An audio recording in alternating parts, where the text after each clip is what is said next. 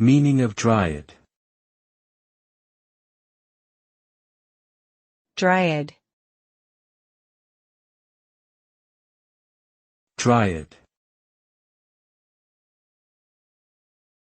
Dryad. Dryad.